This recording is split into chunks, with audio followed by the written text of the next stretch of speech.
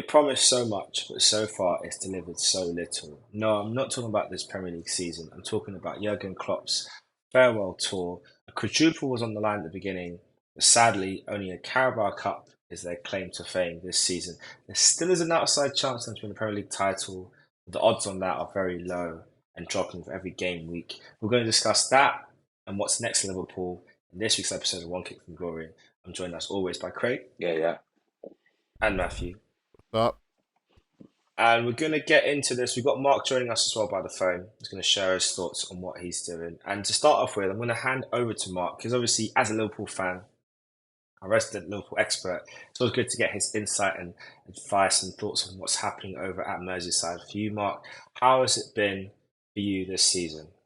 All in all, I think it's been a pretty good season for Liverpool, all things considered. I think what is kind of clear and what has transpired is that Jurgen Klopp was inevitably ready to leave Liverpool quite early into this season. Obviously, he told the club in October, and you would think he'd probably, had a little bit of time to think about it before then. But so all things considered, I think Liverpool were in a position where their manager was not entirely checked out because obviously he's professional and very good at what he does, but at the same time, inevitably, there's a reason why you decide that you're, too tired to continue on, and that you need a break from the game. And I think his loss came to the end, and whilst obviously, I think, actually he probably would have left the end of last season if things had gone better than they did, but just didn't feel he could leave the club in the state that they were in the situation that they were in. But so a third place finish, comfortable Champions League, being in the title race down to the last sort of five, 6 games of the season. I think it's a good season for Liverpool. Obviously League Cup winners, and would have liked more.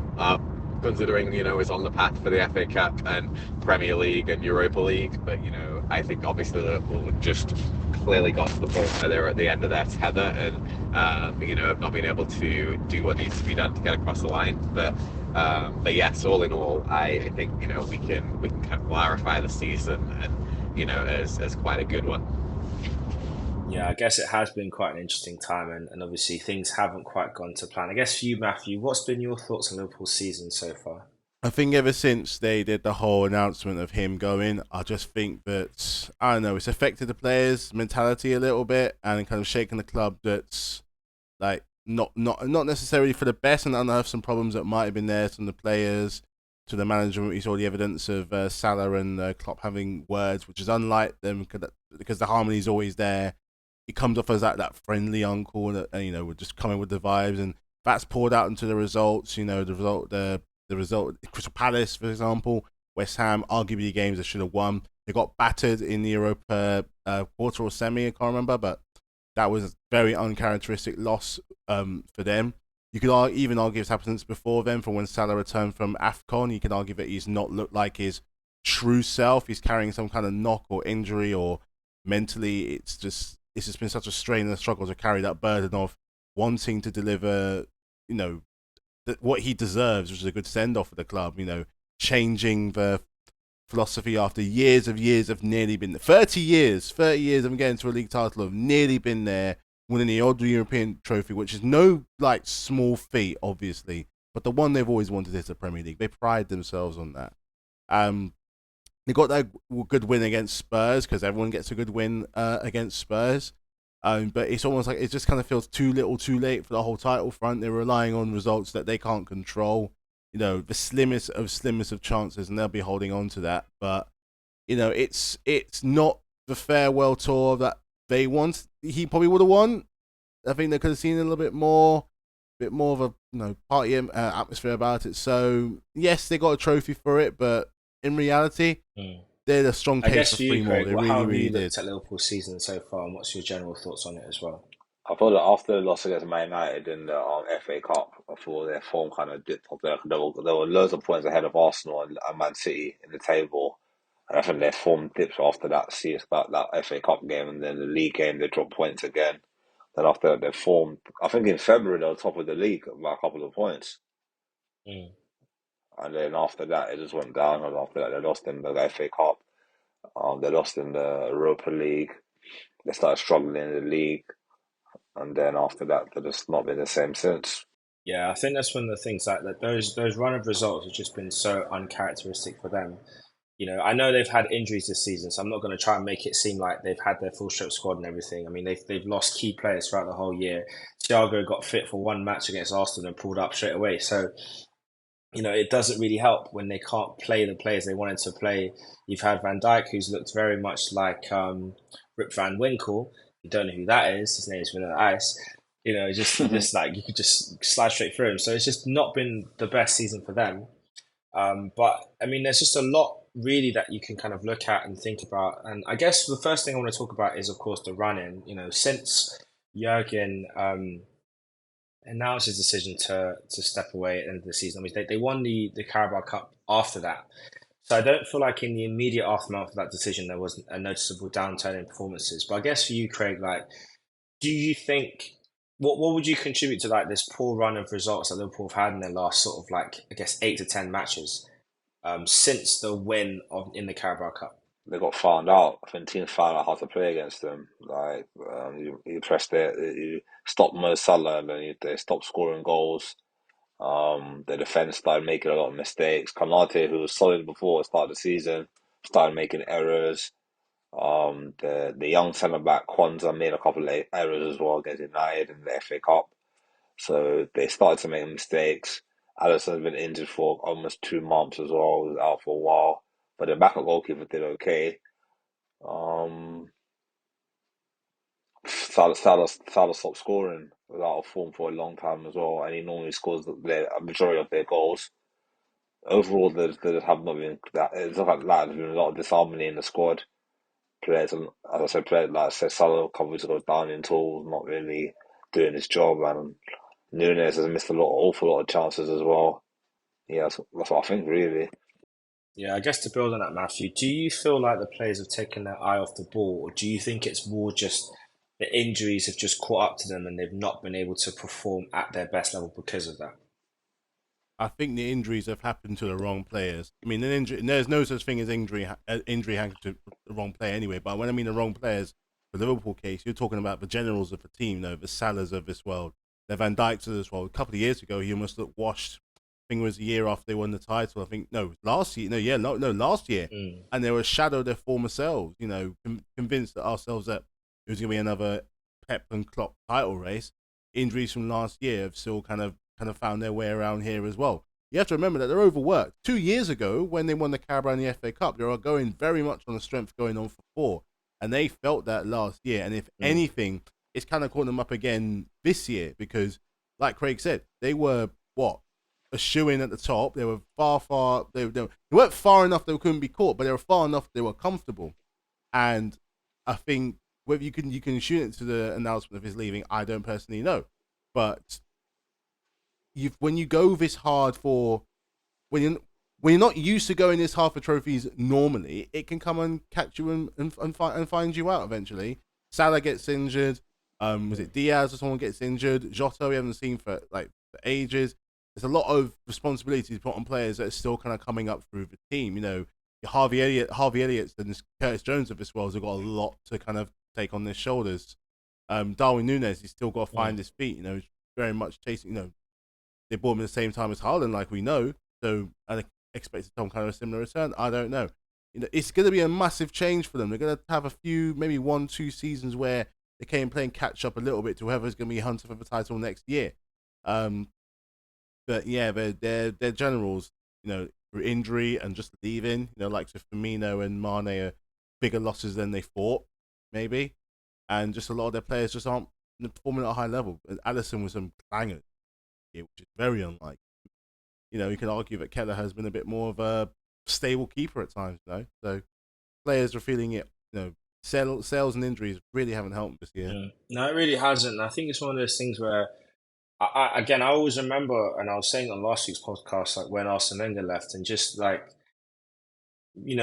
actually, what's interesting I was watched back the Amazon done a documentary of the Invincible season. It's called The Invincibles, and it's focused around Arsene Wenger. And it's quite interesting how they did it. And they talk about his, when he came to Arsenal, his time at Monaco, his time at Nagoya Grampus 8, the glory years, and then of course we know how it all ended and how the kind of negativity that came around his last few years and how he got effectively hounded out of the club by disgruntled fans. And I always think about that point when he announced he was going to leave in that season. For me, I really wish that from the summer would have made the decision to say, "Look, guys, this is going to be my last year. I feel like I still have more to give, but I also feel like there's a chance for Arsenal to move forward, and I want to kind of prepare for that transition." I would have loved if that was the case. Obviously, that wasn't the decision he made, and he ultimately got forced out. But from that point on, we should have done way more to make sure that he gave him a good send off. I'm so not happy with the team, that squad at all. They did not show up for him in the way that they should have done. I think we should have definitely won Europa League that season. And I look at Liverpool, and I know that it's a bit different because, I guess it's different in the case of one was hounded out, the other one decided it was time to move on. I mean, he kind of felt in the back end of the previous season, not even last season, the year before that, that maybe it was time to move on. He signed a new contract, so he changed his mind. But it was that kind of conversation was there anyway. Of maybe I need to move into need to look at pastures new and probably or leave my time at Liverpool in a better place. And last year was a terrible season for Liverpool, and they definitely bounced back way stronger this year. And they have definitely been in the title race for the majority of the season. It's just kind of fallen a bit short now as we're in the kind of tail end of it. But it's just weird how it's just kind of gone to crap, really. Like I said, they were in contention for a quadruple at one point. Liverpool fans really were kind of hyping up the possibility of them really sending him off on a great farewell. And now all they've got for it is the Mickey Mouse Cup. With all due respect to the League Cup, no one rates it. None of us rate it. You'll take it if it's Mickey Mouse Cup or nothing, you'll take it. But no one's going to go out of their way of win it. Like, we'll take it. So I think it's just a shame that he couldn't give him more. And I do hope that the fans and the players can give him a good send off as the season ends. But I just wonder with that, like, could the players have done more? I guess for you, Matthew, what would you say is like the most disappointing match or the disappointing result for Liverpool this season that you can think of and remember? It's going to be coming towards like the tail end of the season. We're at the wrong time to win, or drop points at a game. Don't get me wrong, there's never a right time to drop points, but when you're 2 months away from potentially lifting up a Premier League title, you definitely don't want to be losing. I'm just going to go to a more recent game, just to the fact that for all their huffing and puffing, nothing really came true, and it's a testament to their opponents who really kind of like organised themselves to nullify any threat, and that was the game against Crystal Palace. And you can argue that the start of that run started Palace to where they kind of are now. I don't think they've lost many games, if any games, since that run. And since the new guys come in, I can't remember his name, but he's made them look like an entirely different team. He's made players like Mateta, Eze, and Olise look like world beaters at the moment. So them losing out on the money from Zaha, they got three new assets there right there. So in contrast, you can argue, because Liverpool's fortunes have changed a lot from that game, and Crystal Palace's have also changed in that game as well. It's like a meeting in the middle sort of way. One's gone up, one's come down. So I would have said the Atalanta game, but your Premier League is your bread and butter. So I'm going to chant it down to the most recent Palace game. Yeah, Oliver Glasner at Palace done a great job, and he's definitely not just rejuvenated the playing squad, but the way the fans are like behind him, and there's an excitement at Palace, and you'd hope like Liverpool going forward they would have that, and we'll talk about the impending managers shortly. But I guess for you, Craig, when you look at the matches Liverpool have had this season, especially in the back end, with all these kind of poor and crazy results, what would you say has been the worst one for you? I have to second with Matthew as well. I have to say Crystal Palace game. Crystal Palace game was a hard, like, at home. Liverpool normally always score at home, and they lost 1-0. They had so many chances to win the game. I was watching the game at home, and it was just before the Arsenal Aston Villa game, and they had so many chances to win that game, and they missed all their chances. I think his name again, the midfielder, he missed an open goal, literal open goal. and it cost them the game. Could have cost. I think it's cost them the title anyway. After that, I didn't feel they were coming back. I think the West Ham result as well, drawing 2-2 at West Ham, kind of reminded me of Arsenal last season when we fell off after near that time as well. They lost against Palace and then drew against West Ham. Normally Liverpool do well at West Ham, so I was a bit shocked that they drew against them. So yeah. Yeah, it's definitely some weird results from them this season. I guess the next big thing we'll look to is the future. We know that they've got Arne Slott, a man that Mark was very happy to receive, and very much was looking forward to him joining the club. And the fact that they've actually secured him was a very big boon for him. So I guess handing over to you, Mark. I mean, looking ahead to the Arne Slott era, we hope it's a long one for your sake. And your theory of the board managers win the Premier League will be tested. If once next season starts. I mean, although to be fair, you say that, but there's a board manager in Manchester on the other half, and it ain't going well for him. So maybe boldness is not the prerequisite. Maybe talent is. But I guess just for you, what's your expectation and thoughts on Arne Slot and how things are going to go with him? Obviously, delighted for the fact that of all the managers that Liverpool have gone for, that they've decided to go for Arne Slot. I think, when we did our review, all of us a while back there at the beginning of the week after Klopp left, and we asked, who would I like to be the next Liverpool manager? We'd gone through a candidate list of about 10 that were on the short list at the time, and Arne Slot wasn't one of them that was on the list, but I still said at the end of going through all of their candidates that he would be my number one candidate for the job. So I am delighted that he's going to be the next Liverpool manager. He plays a brilliant style of football. It's very attacking, and I think the Liverpool players are very good players to fit the new system, and I think they need something new. I think they need a new transition. They've been hearing the same voices and seeing the same faces for a long time, and I think it's as much as I absolutely adore your Klopp, I think it is time for fresh faces, fresh voices, fresh direction, moving the club forward. And in my opinion, none better than Arne Slot to do that. He's a brilliant manager, someone who like I say, will play very attacking football, will stick to his principles, will be very composed and collected. Is there any downside? Of course, he's not Jurgen Klopp. He's not one of the best managers in the world, and there'll be some adapting to the Premier League, but it is the place where all the great managers are and all the great managers want to be. So it's an opportunity for him to prove himself among the best, and I think ultimately that is exciting times. I think Liverpool will need one or two or three players to fit his style and his system, especially if Mohamed Salah leaves. And they'll need a new winger. Maybe two. But I think the likes of Luis Diaz and his style of football could thrive under Arne Slot. He loves wingers.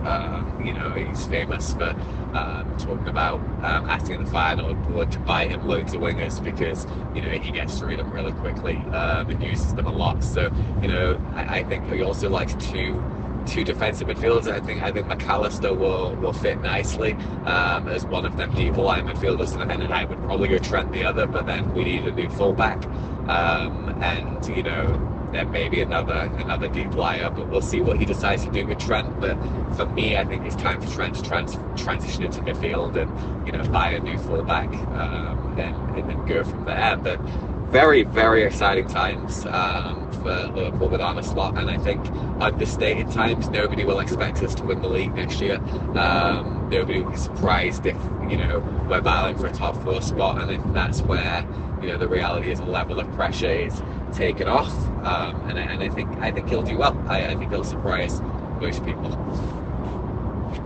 All right, and I guess Matthew, obviously, we know with managers coming into the Premier League, it's always exciting to see what they're going to do. There's always that promise of what they could do and what they could be. I know for you guys back in the day when Andre Villas-Boas, a name that I know much of Chelsea fan would hate to hear because he came in young, promising, lots of new ideas, changed way too much. I think he kind of came in with the idea of being almost Arsene-like, and how Arsenal came into Arsenal and ripped things up and changed things over. But the difference is your boys just weren't having it.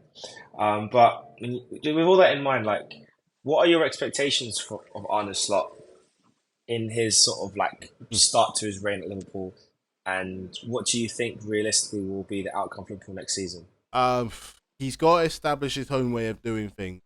Klopp's been there for nearly 10 years, and he established himself as he established his Liverpool. And the best managers go to a club and establish the way that they want to do things. He's not going to go in there and do a carbon copy of what they do, because they're two different kinds of people. And I think where it's going to land is what he's kind of like as a person. Certain clubs, they with certain players, they just have this bond to a club and to the, not just to the club but the area around them, and they just become like a second, like, a citizen of the whole place. Look at what Company was to Man City for a long time. He just, not just on the pitch but off the pitch. Klopp was the same sort of thing. Maybe even Rafa Benitez, when he was at Newcastle for a little bit, he was their savior because he stayed with them. He's a champion. He's a trophy winning manager, Champions League, Europa League. He stayed in the Championship and they loved him for it, and he got him back in the first time of asking, sort of thing, blah blah blah. But it kind of him as a person will need to be is going to be very important. I've always said that sports thrives itself on what the people and what they're like. So we need to see what he's like, establish what he wants from the club, and to lay out an expectation not just for the players but just for the fans of where they expect to be. It'll be very, very impressive if they're back in the title straight away, because it also depends on the players he has and how we do the new direction. But I can't see them finishing any lower than Europa League spots maybe. I mean, Mark, you might disagree, you probably are, but in order to kind of establish what you want, you kind of have to go through that area of, what does he want? What does he want from this club? Clean slate, this coming off success and stuff like that. What do you want? So we need to know about kind of like him first, because Liverpool's that kind of club.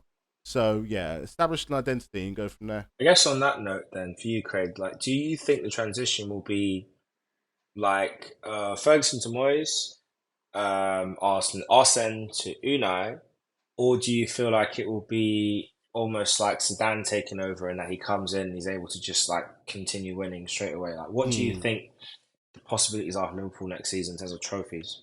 Well, it comes down to who stays at the club in the summer, and the recruitment is going to be very important in the summer. Who they bring in, the players they bring in, the coaching staff, the style of football they would want to play. Is it still going to be like the Klopp style of football? Is it going to be more attacking? I know Slot has done well in Holland, but we've got a certain Ten Hag who did well in Holland as well. And look when he came to the Premier League, so he's going to need that settling in period as well. If Liverpool don't start off well in the season, hopefully the fans will back him and give him enough time to settle in and all that. And Klopp's going to be a hard choice to replace. It's going to be hard for him to replace him straight away, because the man's going to implement his style of football. And it's fair like Salah going to stay at the club? Is Van Dijk going to stay at the club? Is Darwin Núñez going to stay at the club? So it could be a massive rebuild again. So it depends, and we'll see what happens. Interesting though, very interesting. Yeah, it's going to be very interesting to see what they do. Just before I get your thoughts on that, Matthew, I know, Mark, you had some thoughts on potentially what could happen next season with the Liverpool squad. Like Craig said, it's going to be important to see which players stay. Let's talk about Núñez and Salah, and I will come to you about that, Matthew, in a second. But Mark, what's your thoughts on the Liverpool squad this coming season? Who's likely to be there, and how that will impact on Arne Slot's first season in charge?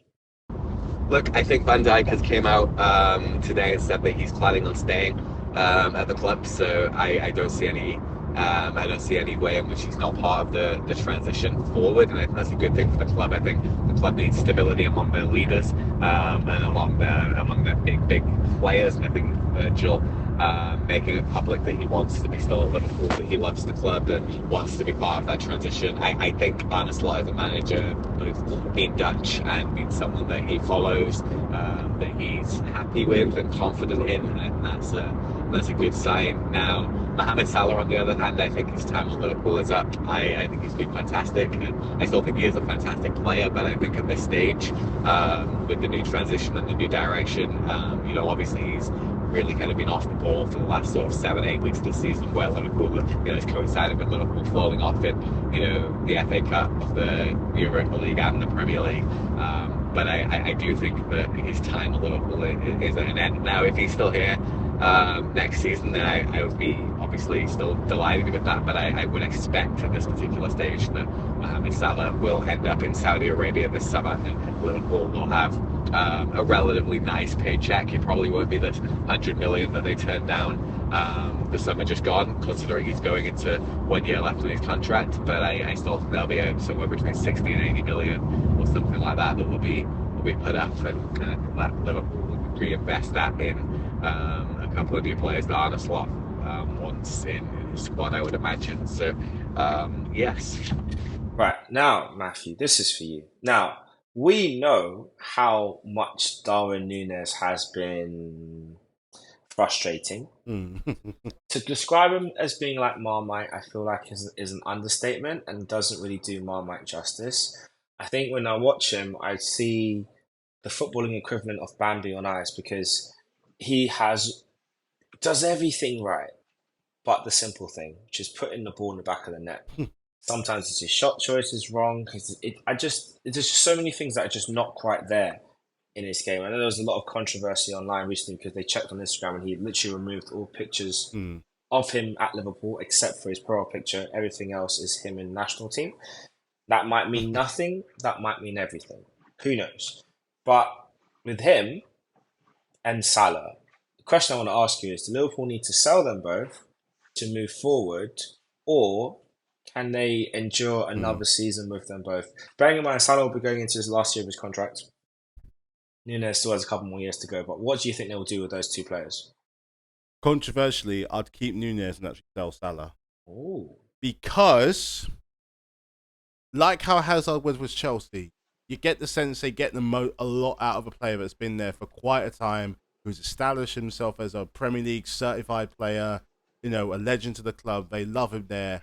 And I don't think they would think any worse of him if he bowed out with a respectful way, like Hazard did. And sometimes going is, as you guys know, with Wenger, going is sometimes better than just staying and moving on. There's been teasers of him moving along to like Real Madrid or Saudi Arabia, and for the benefit of the club, it's going to be beneficial if he possibly moves on for a case of a new identity. With Darwin Núñez, he's got age on his side. There's certain things he can do that Salah can't do, but he's also a bit more malleable. Salah's going to find it very hard to listen to someone else after all these years where he knows what he's doing. Whereas Núñez, there's a bit more to play with. He's young. You can tell he's raw, but the talent is there. He can clearly do it.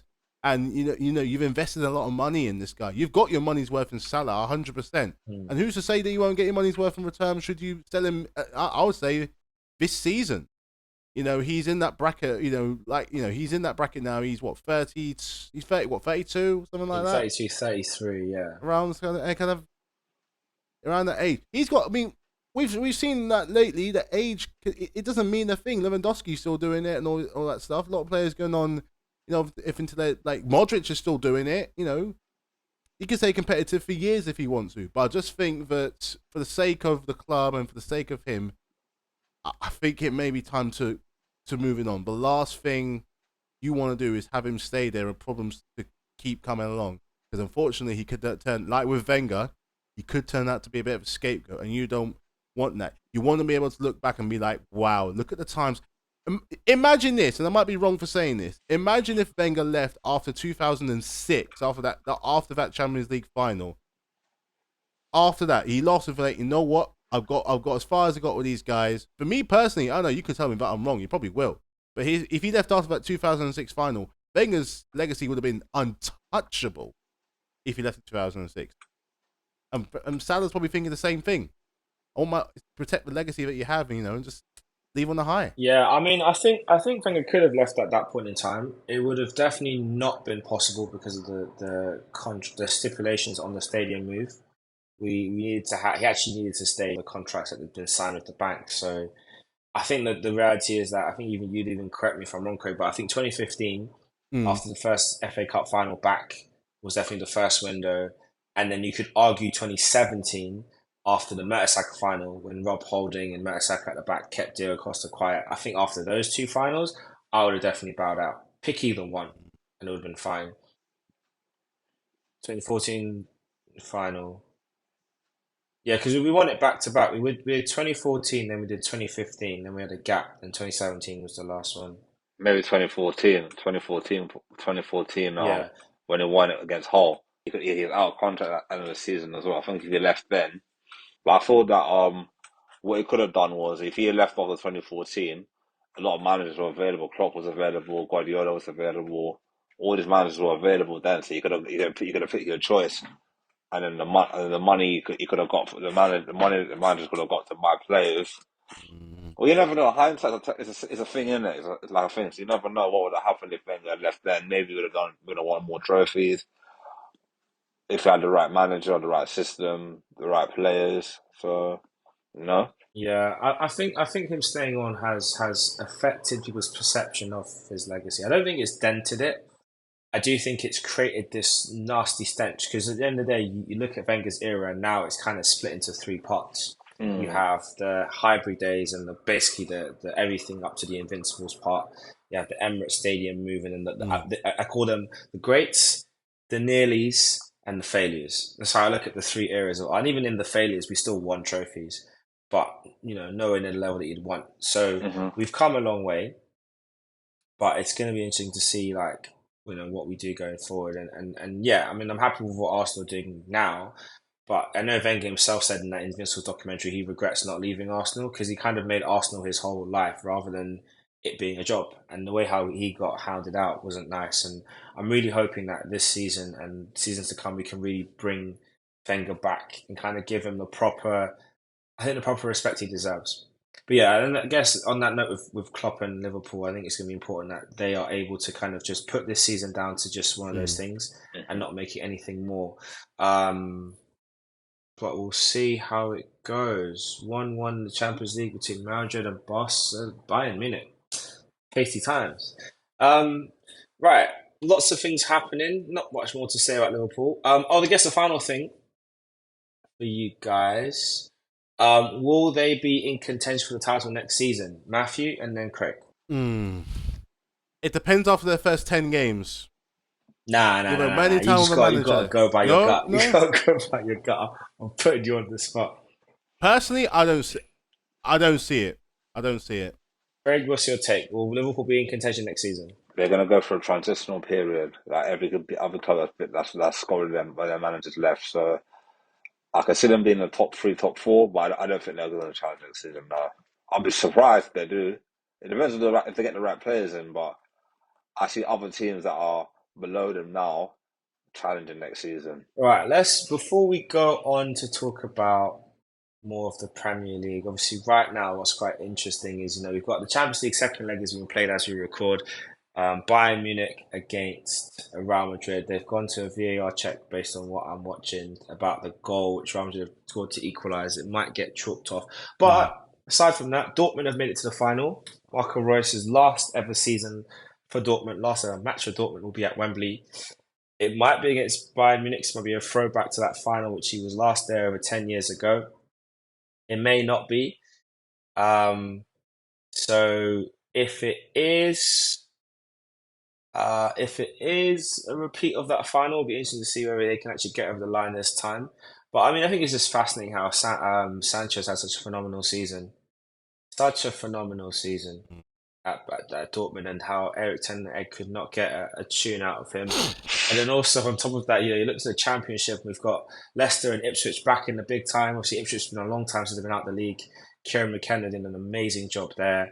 And in the playoffs, we've got Leeds, Norwich, Southampton, and West Brom all fighting out to make it back to the Premier League. So lots of exciting things happening all over the place. I guess for you, Matthew, of those four teams, okay, let's say of those four teams, which one are you looking forward to seeing come back or hoping to come back from Leeds, Norwich, Southampton, and West Brom? And then of the three of them, including Ipswich and Leicester, which three will stay up in the league next season?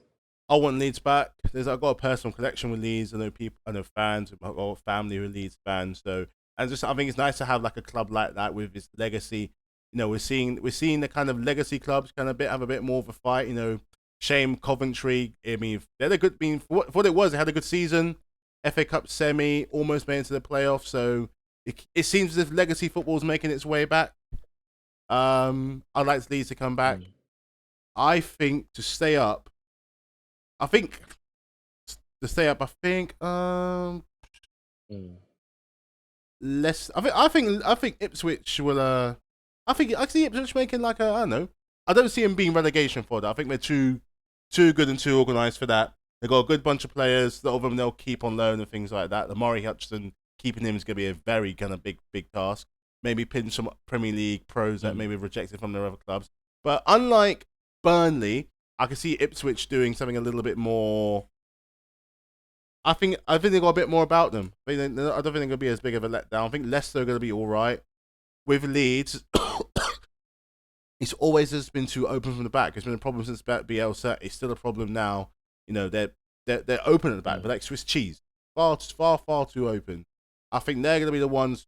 Should they come up, I want them to come up, to have a bit of a struggle. But I think I don't know.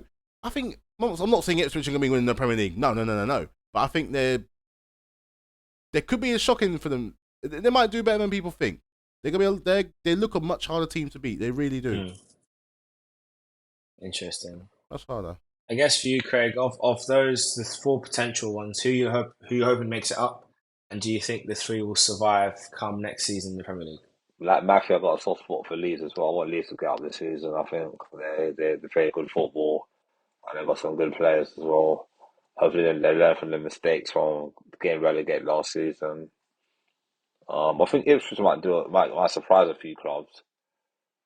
You know what Leicester's about anyway. Leicester still had a Premier League team when they got relegated, and they still came up the championship with a Premier League team. So they'll just need to add a few players here and there. And I think that they'll be all right next season. I don't think they'll struggle.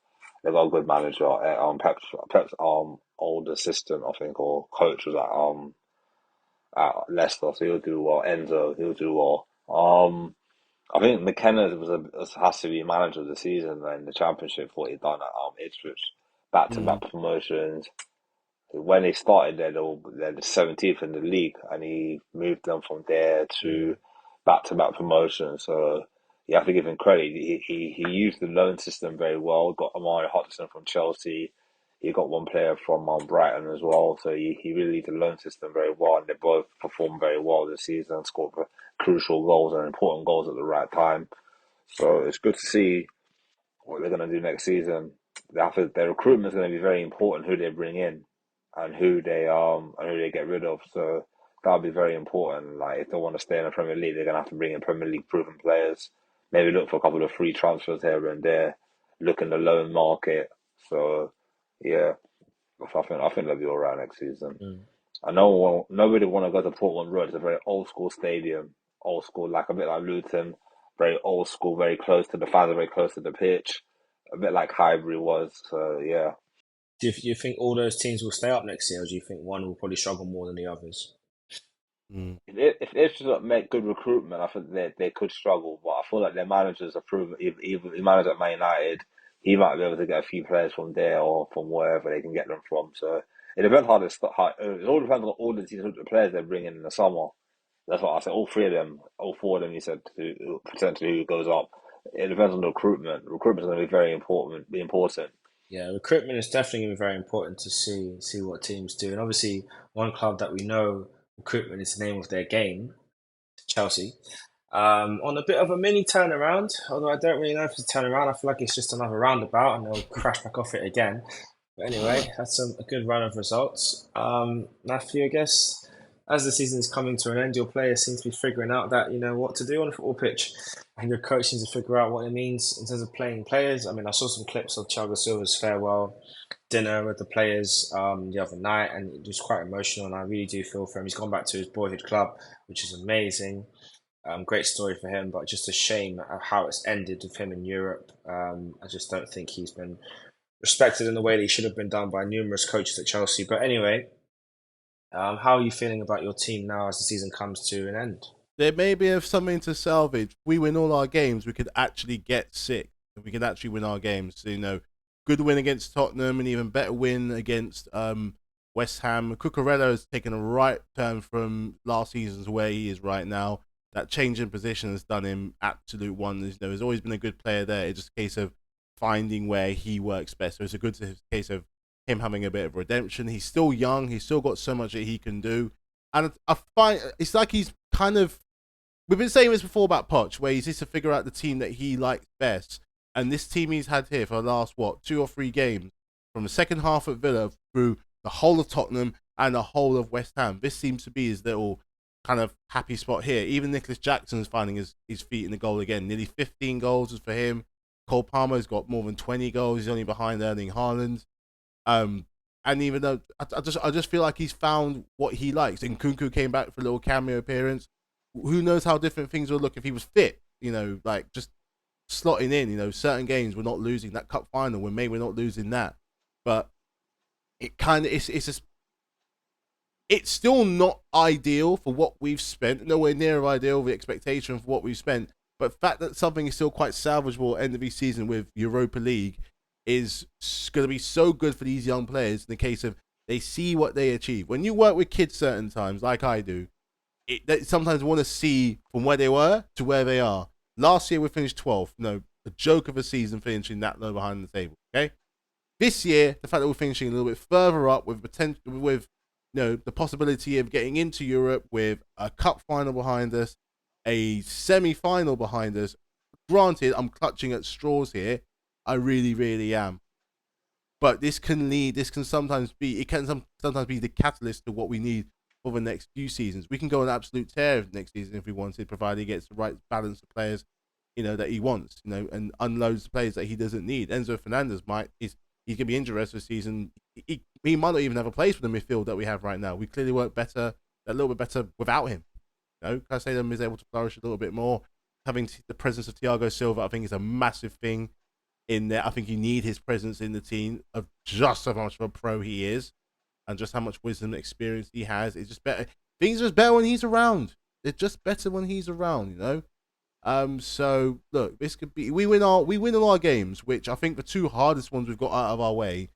Forest could be challenging because they're fighting for relegation. We don't have the best record against them. In fact, I don't think since they've been promoted, I actually don't think we've beaten them yet.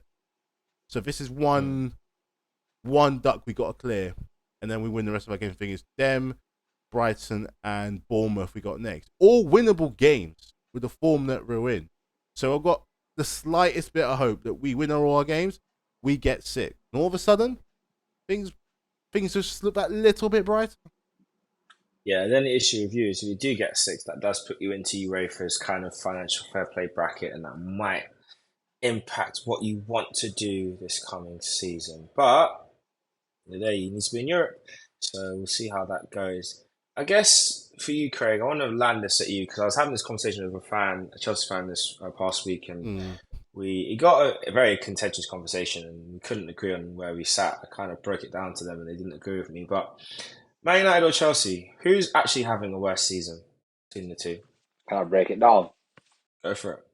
Both went to cup finals. Chelsea went to a semi-final FA Cup and we went to a cup final. Lost both.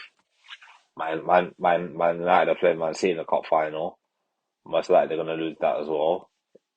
If they win that cup final, it'll be a shock of the season. If they beat Man City in the final, it'll be a shock of the season. I don't know. I thought Man United had a bad season compared to Chelsea, even though Chelsea spent more money than them. But I thought Man United because Man United when they finished last season, they finished 4th last season, and then look like they're going to finish in the conference. They're finishing the way they're finishing now. I don't think they're going to get a Europa League.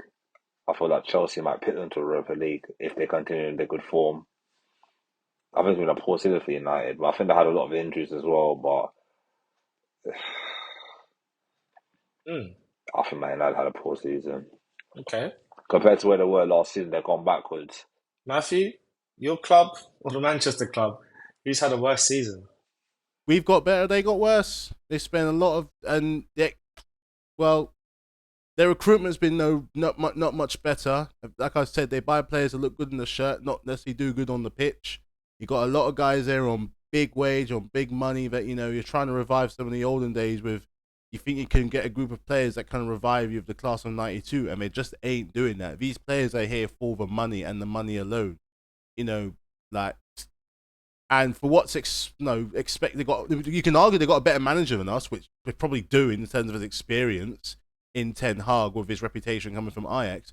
He's come over here and stunk out the joint. There's talks of him being worse than David Moyes, you know. And even with Ollie at the wheel, at least he got them in Europe, for crying out loud. He got them there, and just this all round feel around the club, like there's this feeling of like just dread. They're not happy. I mean, you know your club's in a mess if all your players are basically for sale. You know you're in a mess if all your things are. I'm not for a moment saying that this is going to be a success. Whatever happens, it's another trophyless season. It's a failure. It still is going to be a failure. But at the end of the day, we got better from last season. They have gotten worse, spending a lot more money. The players are unfit. There's no real starter player at the club apart from when they play the big team, which, you know, isn't enough. They're far too easy to play against. And, you know, look at the way they treated David De Gea from that last year. He was still there last year. And look at the contrast with him and Onana. What have they done to Onana? They turned a Champions League final goalkeeper into toilet. Over a year. How does that happen to such a good player? And if it's still worse, because look at Sancho. He's in the Champions League final. He found himself again. So, yeah, as bad as we're season we're having, which we are, they've had it worse this year. They really have. I mean, I guess the bar is on the ground. I mean, to say you guys have had a better season and you've improved, I think that's. I mean, yeah, okay, yeah. I guess objectively you've improved compared to last season, but I mean, by Chelsea standards, you've failed. Yeah, no, yeah. By any top team standards, you've failed. But yeah, you're right. It's all relative, and you know you are moving forward. But like I said, the bar is in hell. So any improvement is an improvement.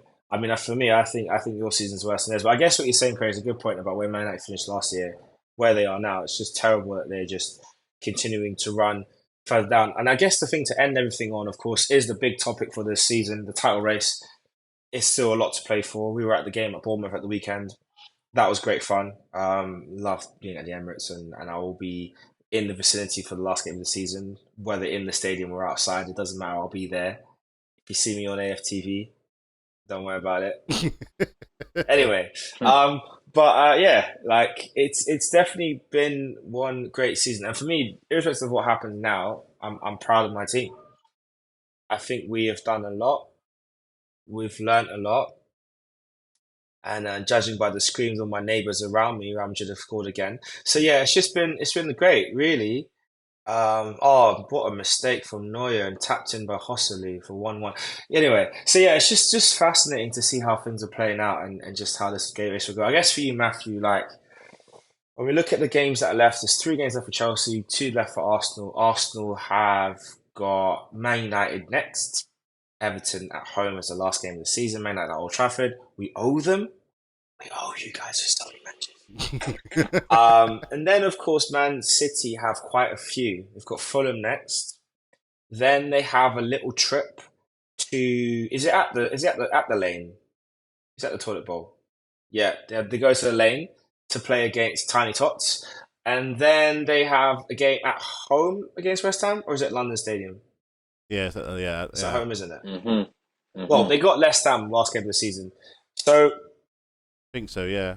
Of those 3 teams, Matthew, realistically, and maybe even slightly biased, which one or which 2 or which 3 do you think are going to have a possibility of denting and slowing down the Madrid train? Sorry, the Man City train. The Man City train. The funny thing is, right, I'm not going to go with Spurs.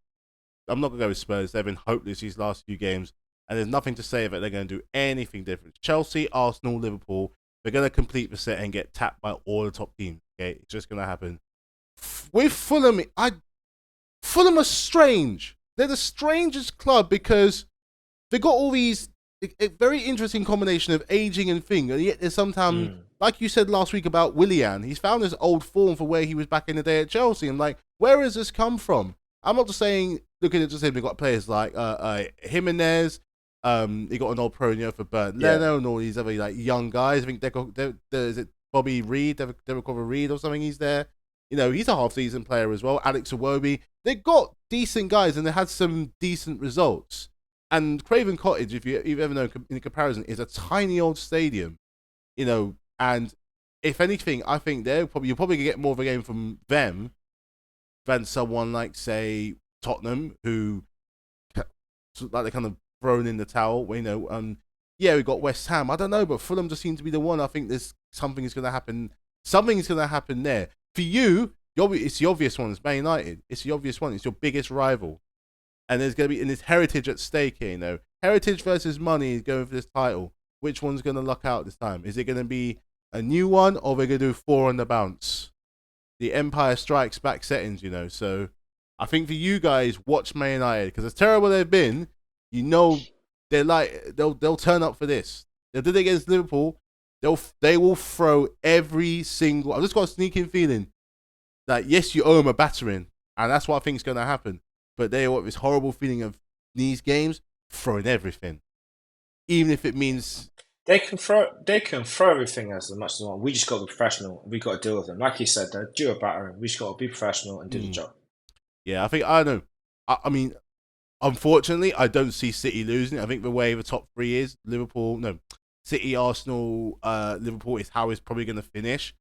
But you keep on winning. Just, you know, if we're going to win this title, just keep winning. You know, I still think there's going to be a slip somewhere. I really do. Could be Fulham. Not sure. Craig, for you, of the 3 games remaining, who do you think will potentially provide that tricky moment for Man City, if any?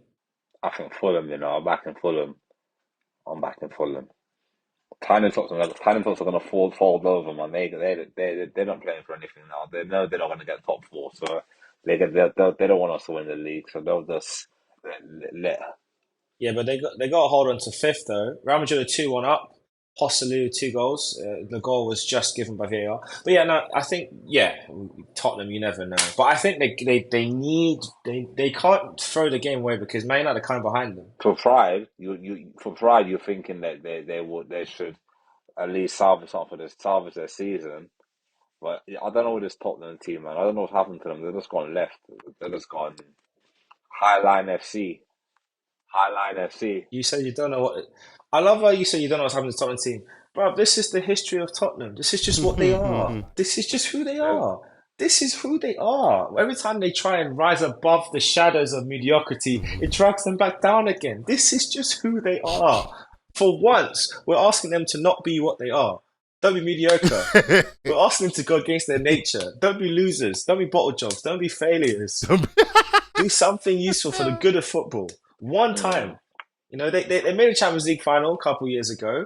They can evoke that spirit that Poch was able to bring out of them. They can do it. Am I expecting them to do it? No. Am I going to be cheering them on? Absolutely hell not. I won't even watch the game.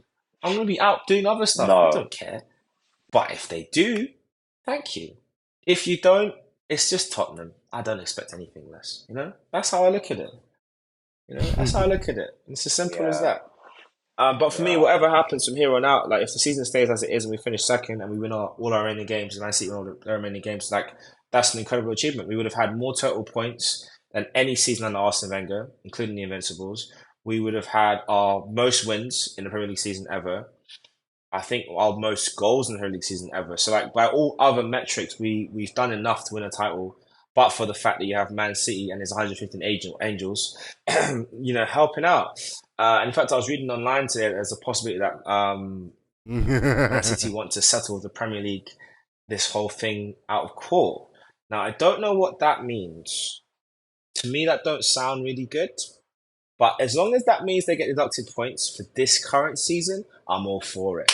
If you want to settle it up nice and quick and not let it drag into a long court case because you're guilty, if you're happy to get deducted points and be banned for transfers for 5 seasons, I don't care what the parameters are. As long as the points cut happens this season, Do what you got to do. Not because we need it, because I think we've played well enough, but I feel like the Premier League deserves it for fairness.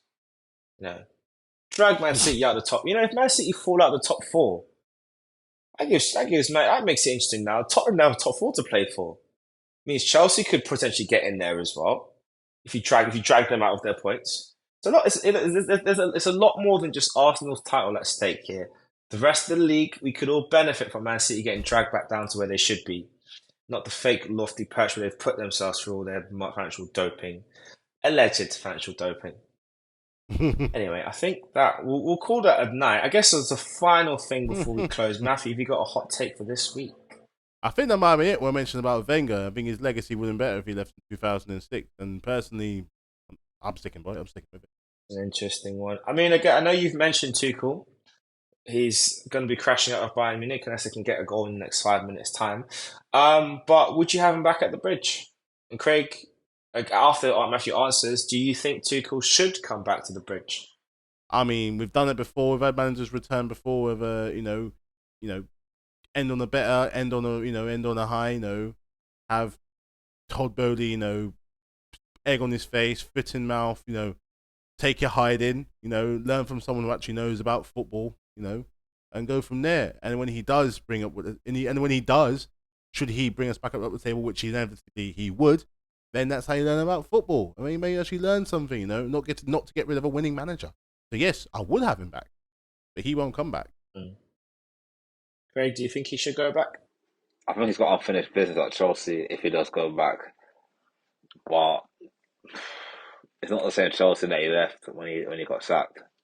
So it'd be like, if he goes back and wins him a trophy, then yeah. Right, we'll call it a night for tonight. It's been an exciting Premier League season. It's been an exciting year in football. Let's not just limit it to the Premier League. The Championship has been an incredible season. At one point you had so many different teams that were in contention for the playoffs. I think Ipswich were top at one point. Leicester managed to make it through. I think Leeds were also leading the race at a certain point in time. But Leicester and Leeds have made it. Leicester and Ipswich have made it. Maybe Leeds might join them in the end for everything, but we'll see how that all goes. The Premier League, it's been everyone's title at one point. Liverpool were clear, comfortable. Tottenham were celebrating the league after 5 games. What more can I say about that club? And it's still, it could go down to the wire. If we go off previous years, as something I was talking to Mark about off air, is that, based on history, you'd expect Man City to win their next 3 games, and that'll be that. But you just never know. And I believe in football. You got to live in hope. It doesn't mean that you live in delusion, but you live in hope, because what's life without hope, eh? It's boring. And then relegation battle, it's still all to play for. Nottingham Forest's appeal was rejected. So Luton or Burnley might survive. Imagine Burnley surviving after all the crap they've delivered this season. They pull off a shock survival in the race at the relegation at the end of the Premier League. Been a lot. Wrexham with back-to-back promotions. That's incredible. There's so many football stories this year. We're going to actually cover a lot of them once Premier League season's over. The stories of this season, especially Champions League, and what could be a glorious end for Borussia Dortmund and for Marco Reus in his time at the club. Wouldn't it be fitting if in his final season he finally wins the biggest trophy of all for his boyhood club after so many years of trying? This is One Kick from Glory, and we'll be back with another one next time. Peace. Peace.